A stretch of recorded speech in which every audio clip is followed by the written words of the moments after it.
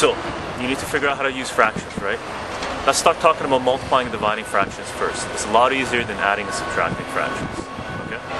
Now, as we talked about, prime numbers are numbers that can only be divided evenly by one in themselves. Or let's rephrase, integers that can only be divided evenly by one in themselves. Now, rational numbers are numbers that can be expressed as a fraction of integers.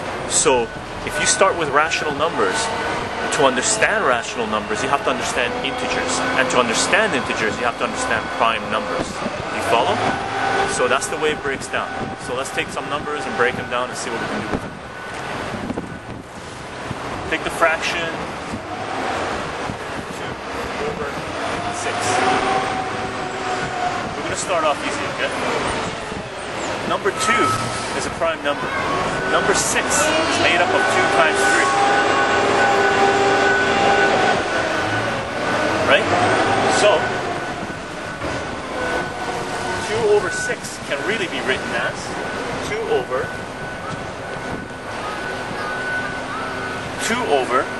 2 times 3. Now, with fractions, any number from the top can cancel out any number from the bottom. As long as there's no plus or subtraction sign between them, okay? A lot of construction, a lot of noise. So, any number from the top can cancel out any number from the bottom, as long as there's no subtraction or addition between them. So 2 kills 2. Now when something dies, it goes to 1. So 2 over 6 is really 1 over 1 times 3, which is just 3. Let's do a harder one. So, harder fraction? Let's do two fractions times each other. Yes? 2 fractions multiplied together.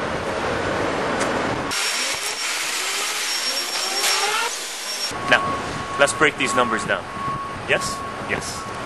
18 breaks down into 2 times 9, and 9 breaks down into 3 times 3.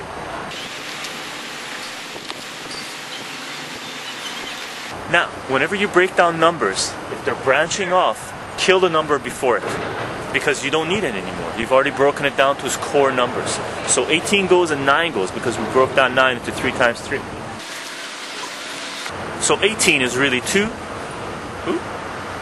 times 3 times 3. Let's break down 50.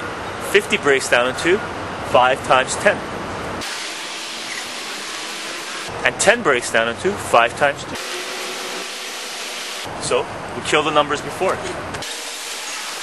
And kill the wrong number. Don't kill the wrong numbers. 25 breaks down to 5 times 5. Oops, where are we? 25 breaks down to 5 times 5, and 15 breaks down to 3 times 5. We got that so far? We do. Now, what we said with fractions is anything from the top can cancel out anything from the bottom as long as there's no addition or subtraction sign between the numbers. So let's start killing numbers. Anything from the top cancels anything from the bottom. 5 kills 5. 5 kills 5. 3 kills 3. What have we got left? 2 kills 2.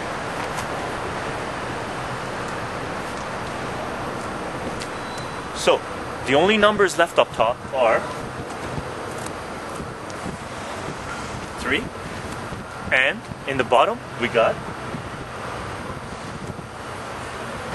5. So, 25 over 15 times 18 over 50 is really 3 over 5. That's how you reduce fractions. You gotta break them down into their prime numbers. Once you do that, it becomes easy to manage them.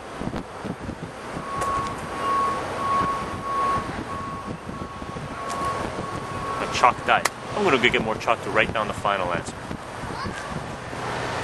I'm back with a pink or blue. Little blue guy. Pick a pink guy.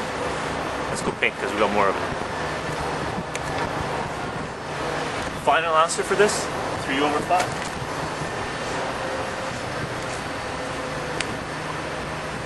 Okay, let's go do more.